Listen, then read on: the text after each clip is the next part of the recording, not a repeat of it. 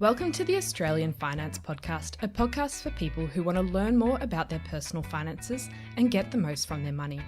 This series is hosted by Kate Campbell from How to Money and Owen from Rask Finance. The Australian Finance Podcast is provided for educational purposes only. The information is general in nature and does not take into account your needs, goals, or objectives. What that means is the information does not apply to you specifically.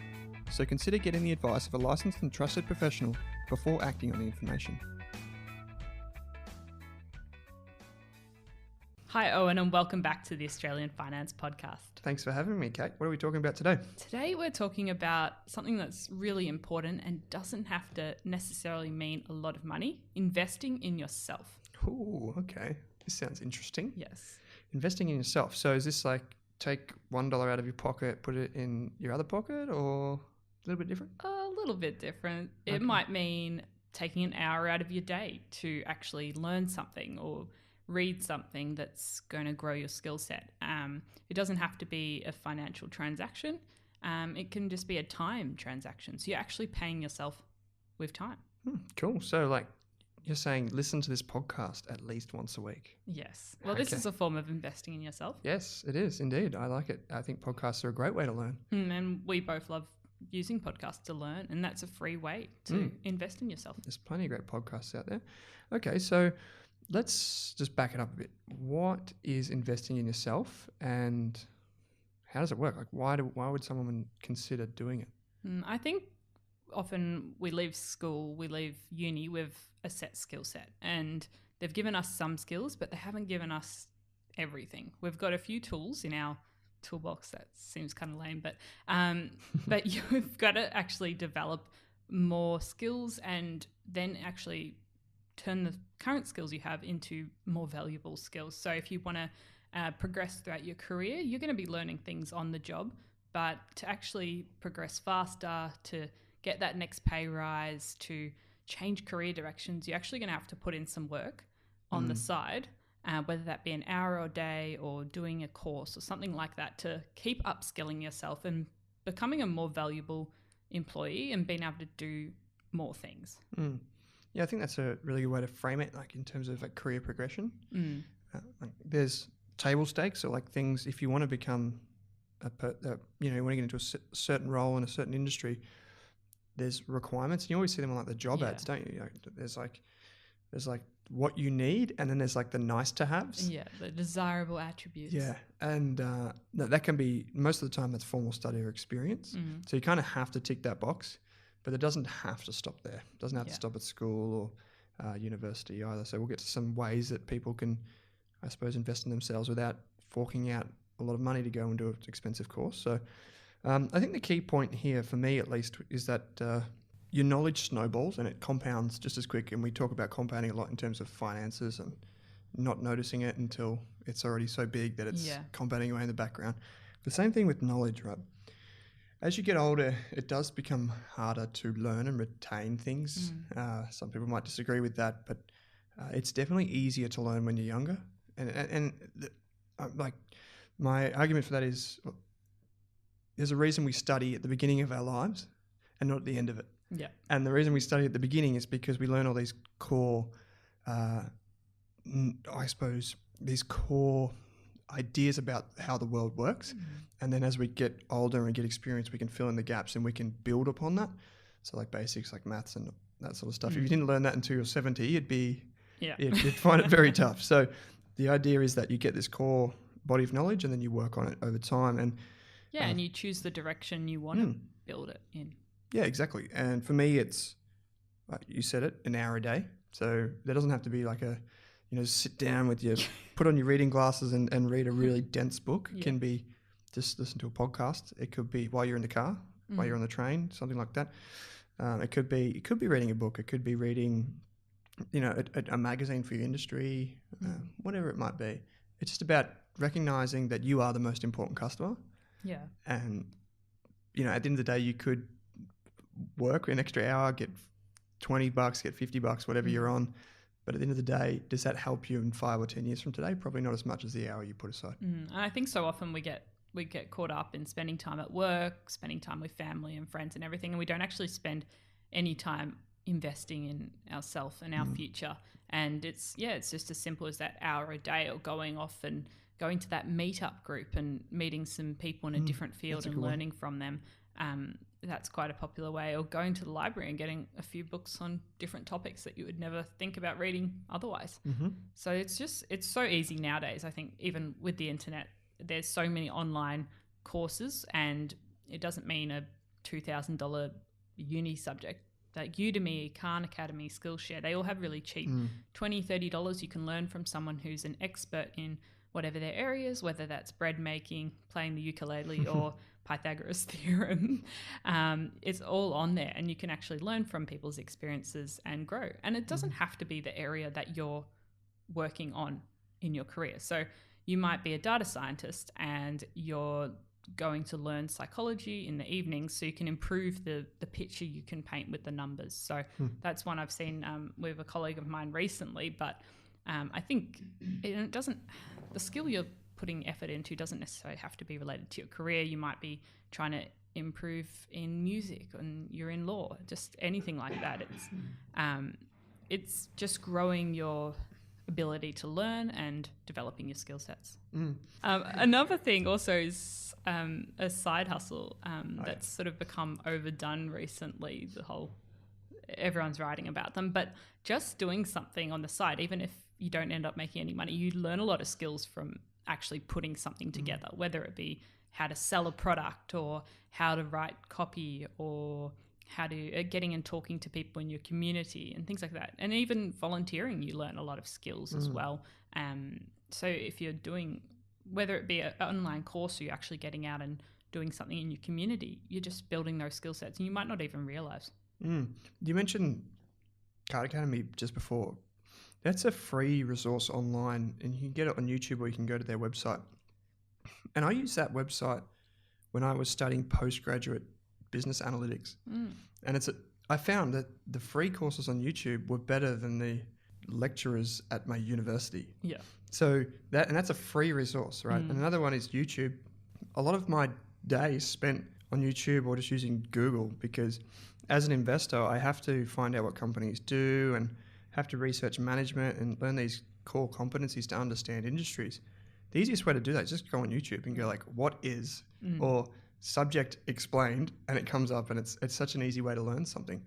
And just circling back to the side hustle, I did a bit of undergraduate study in technology, but I didn't know how to build websites and that from my course. I actually took it upon myself to go out and to watch tutorials online and do all of that via YouTube, listening to podcasts, reading blogs, etc. And those are some of the soft skills that you develop. Like, people always come to me and they say, I'm a finance person, or I'm thinking of getting in, I want to write a blog, but I have no idea how to build a blog. Easiest way, go to YouTube and just find out. Yeah. I would consider that part of that hour of investing in yourself, because that's a skill you're going to learn. It won't show up on your CV necessarily, but it's a really good one. What about in terms of employment? Like, when people are thinking about their careers and they want to become obviously valuable to their employer, should people generalize, or do you think adding some specialist skills in there? Yeah, I think specializing and even making yourself a more niche individual. So maybe you're working in customer relations at a company, but then you develop skills on the side in terms of creating content or sales, and then you can start branching out in your company, because often companies want to continue to employ their current employees and advance you, and they're happy to work with you. So if you're putting in time on the side to learn another skill set, the company's happy usually to work with you to branch out to other areas. So putting in work on the side is often a good way for you to change direction or build more skill sets in your current company and improve your job. It's just coincidence, but I was listening to something that Charlie Munger, who is Warren Buffett's sidekick at Berkshire Hathaway, if you like, he was talking about specializing in certain fields, and he said, you don't want to go to a doctor who's half proctologist and half dentist. And it's true, right? Like, you wanted to go to the doctor because you want to get the right answer to the right question. And it's the same way you should think about your position and your skill set. Yeah. If provided it's not something that maybe is going to be made redundant, which we'll talk about in a minute, but You want to be the person at your company that everyone goes to. If it's a question about XYZ topic, everyone knows that you are the person to go to. You're the expert. You can answer any question, and that makes you really valuable. Absolutely, it does. And just also, so there's that, and then there's also being aware of what's going on in the business itself. So what are the needs of the business? Where are the growth areas? Where are the areas that there might be a shortfall in labour or what have you? Yeah. Recognizing that and thinking to yourself, well, maybe I can go over there and learn a new skill and make myself even more valuable to the business because I bring this technical knowledge and I combine it with that technical knowledge or this general knowledge, and that's just, that combination is really important. And often I think going niche in maybe a couple of areas, but then broadly understanding the surrounding topics and skills really helps as well, because if you get thrown into the deep end because someone's away, you can pick up what they're doing and things like that. But you still are valuable in your particular area of expertise. And we talked about this a little bit in the last podcast, but it also helps with, let's be real, it helps with promotions. Getting into jobs or roles that are much more lucrative. Yeah. You can even become a career changer if you've got a particular skill set. You can maybe transform that and take it to another industry, another company. And that's, for people that are really career-minded, changing roles is often a way to get up. Yeah. So you may not be going straight up, like vertically. Sometimes you have to zigzag across different companies and different roles. And that's ultimately how you end up as the, in the executive branch, if you like. So that's definitely something to keep in mind. And it's just all the while keeping yourself as valuable as possible. Yeah, and if you want to change career directions but you can't quit your day job because you need your income, building up a skill set on the side, building a portfolio of work in that area and the relevant skills, and then you can bring that to the table and you don't have to stop working or go off and do a full-time course. Yeah, I and just for career starters, because there's probably people listening to this that probably haven't made their way into an industry yet. You hear these things all the time where there's a graduate position or what have you, and they say you need experience or you need these certain qualifications, but there could be 1,000 people that meet that criteria and you don't. So you've got to stand out somehow. So maybe it might seem silly, but maybe just mentioning that you have this other skill set, recognizing what the business does, and then highlighting that is really important.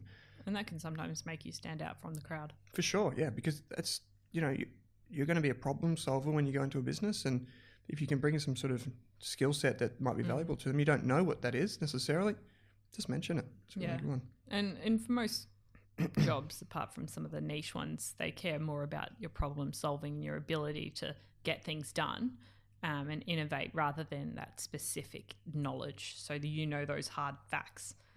There are some jobs like air traffic control where you need to know the hard facts. As you'd know. But a lot of jobs, especially in the finance industry, they're looking for your ability to solve problems and work with clients and things like that, rather than XYZ, because the employer knows you can pick up most of that on the job. That's true. Okay, so one of the things we wanted to talk about, I think, is talking about HECS and student loans. Is that right? Yes. Yeah. And I've got to say, I think you're the expert of the two of us. I know a little bit, but I thought that was quite relevant, especially for our audience. And I'm currently in the last year of my undergraduate degree. So I'm doing that online, but still costs the same, sadly. Oh. You miss out on so much, but still costs the same. But the great thing, I guess, with our Australian system compared to some other systems like the US, which is scary, and I'm glad I'm not there, is the government has a system where you don't have to pay upfront for the loan, and you don't have to go to Loan Shark to get a loan. It's a government loan system. What's it? The Higher Education Contribution Scheme. HECS. Yes. That's how I know it. Yeah, and I think that's for public universities, and for private universities you can get a help loan, which is a similar thing. Okay. No, it's fee help. There we go. Fee help. And so most unis for undergrad, you can get a Commonwealth supported place. So that's a little bit, it's different to HECS, as in it's a subsidised place. So it's a cheaper place and then you get HECS. But there are unis that offer full fee places So you're paying a full fee, but you can still get HECS. So Right. a lot of undergrads you'll see on their website, whether it's a full fee place or a Commonwealth supported place. So that effectively, the Commonwealth supported place is effectively like, if it was just for example $10,000 a year, a Commonwealth supported place might be $5,000. So the other $5,000 doesn't go onto your student debt. No, it's kind of that's covered by the government. Subsidised, supported. Right, okay. And then, so you get your Commonwealth supported place, and then you can get HECS. Mm-hmm. And if it's not a Commonwealth supported place, you can still get HECS in most cases. Okay. And when do you repay it? So you sort of sign up for HECS throughout the uni as you accept your offer and enroll for your subjects. It's kind of an online form built in. Mm-hmm. So it makes it very simple to pay for it all. You don't have to exchange money at all. And then you start paying for it later on. So this actually changes quite a lot. They change the salary rates at which your HECS is taken out. But they essentially, once you start working in a full-time job, the government will take extra money out of your tax to pay for your HECS debt. Okay, so once you reach a certain level of income, then a percentage starts to come out. But is it, maybe this is too technical, but I can't remember if it's a percentage of the entire amount of your wage, or if it's just like that little bracket, like the tax bracket. I think it's the entire amount, isn't it? Yeah, I think so. So like if you as soon as you hit that band, then that extra tax is applied to everything. And that's why when you go to an employer and you have like a tax file declaration number, or TFN declaration, you've got to tick. There's a box that says fee help. Yeah. And you need to tick that if you have been to university and you've used fee help. Not everyone has used fee help. There's some people get, and there's a few different loan schemes and a few different boxes. So it's just worth checking with your HR and ticking the right box. Because if you don't tick it and the employer isn't taking extra tax out, you're going to have a bit of a tax bill when you get to the end of financial year. Okay. So it is a lot easier if it's taken out on a monthly, fortnightly basis. Okay. I had a friend recently who got the bill at tax time because she didn't know the employer wasn't taking out her HECS. Right. Okay. Yeah. We'll definitely double check that. The question that I always get is, should I pay it back? And that's like, what they're asking is, should I take money from my own pocket and pay off my student debt? Yeah. So once you've graduated uni, aggressively trying to pay down your student loan. I think in Australia, it's not really worth it. I mean, if you've got the spare 40K, then go ahead. But it is probably the best debt you're ever going to get in terms of it's only going up. It's indexed every year. And I think in 2018, it was 1.9%. So in terms of... So if you compare that to a mortgage, which is probably the cheapest form outside of student debt, it's like, that's still like, in 2019, it's like 4%. Yeah. So, and your HECS debt's probably a lot smaller than your mortgage. It might be 30 grand or something like that. Yeah. So it's... so the last thing you want to do is use a credit card to pay off your HECS debt. Yes. It's like reverse compounding. Yeah, you definitely don't want to get into financial strife to pay off your HECS debt. Yeah. The government doesn't rush you. They let you pay it off over your whole career. Sometimes there's... I met some teachers in their 40s that were still paying off HECS debt. So it's just something. If you're not working, you're not paying it. So actually, that's funny because the government actually brought down the level of income that you have to hit before you start paying it back. That's because they were finding that some people would never repay their HECS debt because they would get a job that wasn't necessarily the highest paid in the industry, so they'd never hit that threshold. Or if they did, they might do that and then they might be stay-at-home parents and they never go back to work. They don't do a credit check for giving you this the HECS debt. It's all just done through the uni system, and I think all you need is your tax file number down, and there you go. Yeah, the unis are happy to accept. I think you're allowed up to 104,000. I think when I last looked, right. Okay. In terms of total, so you can stack a couple of bachelor degrees together there. I have, well, not bachelors, but I did 3. Yeah, and I wouldn't even know what the HECS debt is, but I've got a fair bit of it. I should probably know. And you can check it by going to the MyGov website, which is the one where you can see your tax returns from the past few years. Medicare's your Medicare, your Super's there. Centrelink, everything. So it's like the big portal. But It is kind of difficult to use, I found. Yeah, it is a bit clunky, but once you get it set up, I found the hardest bit was getting it set up, and then you can do everything. Like you can swap super funds, you can do you can and see, you can literally find all see your your lost tax. super there. Yep, you can find lost super. You can get the rebates for Medicare if you need to. Yeah. Really good thing to set up, and let's just hope it's secure because it stores like everything. Yeah, and your health records now too. Yeah. So definitely as a uni student, I'd be setting up your MyGov website early on so you can track everything. The HECS set isn't up. I think it's updated maybe quarterly, but it's good to keep an eye on it, especially as you're studying, that you haven't mistakenly been charged for an extra unit. Very important.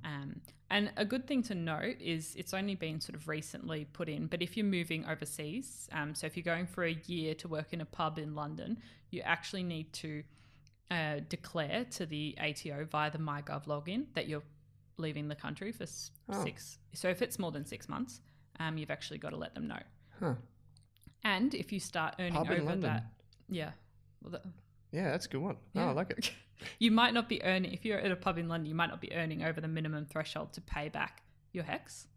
But if you do start earning over the minimum thresholds, which you should check before you go on your trip, you actually will have to pay back an appropriate amount in your tax return. So you're saying that even if you didn't earn the money in Australia, like if you're working at a really good pub in London, for example, and you're getting $100,000, you're going to have to you're going to hit pay the appropriate amount in your. So I think this is brought in recently because a lot of people were just skipping the country and not paying. See you later, Australia. Not paying their HECS debt back, and I don't think the government had a way to enforce it. But now they're actually bringing in rules about that. That's interesting because while you're at it, you may as well talk to your accountant because if you do go overseas, you want to know what your tax residency is. Yeah. Because if you're overseas for more than 183 days, you might want to just ask your accountant if there's something that you need to take notice of. That's interesting. I did not know that. There you go. You learned something new. Yeah, I think Melissa Brown actually wrote about it in the Sydney Morning Herald last year, and that was the first time I'd heard about it. So then I investigated a bit further because I'm hoping one day to go overseas for a little while. Cool. And Melissa Brown, good follow on all the social portals. She was also on the Investors podcast that I run. She's a very nice lady. Okay, so last little thing that we want to sort of tie off on the end here is the future of work. And this is something that gets brought up when you talk about automation and you talk about artificial intelligence and all these things that people seem to bring up, these buzzwords, and everyone's like, oh, what is it going to do to my job? And are we all just going to be sitting at home watching Netflix while the robots run around and cook and clean and run the world? Universal income, etc. So will a robot take my job? Kate, throw it over to you. There's certainly jobs that will be taken over by robots. I mean, I look at the stuff I do day to day at work, and there's certainly things that I could automate. Happily automate. Yep. But I think my focus is, as quite a new employee, is building that additional skill set. So bringing something to the table that a robot couldn't do. Something with innovation and creativity and things like content. I think I've been working on some content for work and sales and various things that maybe a robot can't do or not do as well as a human. I think there's a saying that anything that's can be automated will be automated, and that's true. Like you can see that in any walk of your life, I guess, whether it's your professional life or your social life. You can see things that are automated. There's typically there's two camps on this. There's people that understand technology and they're kind of like really enterprising and they're out there, they're go-getters and like, yeah, I love technology, I love the changes bring. And then there's the people who are on the other side of the table, are kind of like, oh, I don't really want to go to work, go back to uni, I don't want to study, I don't want to do all this sort of stuff. And it's true. That's okay if you're in your 70s or 80s right now. Yeah, I mean that's fine. That's probably a good thing, automation, because it will help with things like. Let's throw a crazy example out there. So with machine learning and artificial intelligence, imagine the machine performs the surgery on you at 99.99% accuracy, whereas a surgeon might only get 80%. There's those two camps, right? And it does, in some respects, look like it's going to hurt people that work in blue-collar jobs or like unskilled jobs. Like there's a growing amount of jobs, but they're in that higher skilled area. Yeah, and then you end up with what we call underemployment, which is where people who could otherwise work a full-time job in a a meaningful career, if you like, they might end up with contract work because the full hours aren't required. But I just want to add one thing, or actually I had two things. The first is that if you go back in time and you think about, say, agriculture used to be like the biggest employment industry in the country, right? And then you think about tractors and all the rest of it. When people moved away from horses towards tractors, and they didn't have to stand on the rotary hoe at the back. People were like up in arms, like, what's going to happen to my job and all this sort of stuff. But then you think about all the jobs that having tractors has created and how much more efficient the world is, and etc. Like, there's opportunity that comes with change. So we've talked this whole podcast about investing in yourself. If you're doing that, if you're actively investing in yourself, it's business as usual for you. In fact, it's probably exciting. So look forward to that. Embracing the future, not being scared of the changes to come. Yep. And the other way I would say to be more optimistic about it is try to own shares in the companies that create these, new automated devices or machine learning. There's plenty in Australia that you can choose from. There's ETFs that invest only in robotics, for example. You don't have to sit idly by and just complain about the world becoming automated. You can actually go out and be a part of it. Yeah, you can own it. Like, let's just use an example. This is not a company that I own, but IBM have created this computer called Watson, which is effectively like this super computer that can do AI or artificial intelligence. You can own shares in IBM if you really want to. There's no one to say you can't do that. So, it depends what side of the table you choose to sit on, but the choice is yours. So that's an interesting thing that I thought would add some comfort to some people. There's definitely opportunity no matter what side of the table you're on. Yeah. I think an interesting one is with the Myki system and the trains. Victorian train system, yep. Like, the trams used to have a conductor on board who would help everyone on and make sure that everyone's tickets were stamped. But there's still people at the gates, at Myki gates. There's heaps of inspectors there. There's police at every station. So I think almost employment's probably increased in the public transport sector. And that's right. Like, for all intents and purposes, the technology has actually made the world a profoundly better place. It's made it safer. It's made it more efficient. And we're record low unemployment. So technology hasn't wiped out all the jobs yet.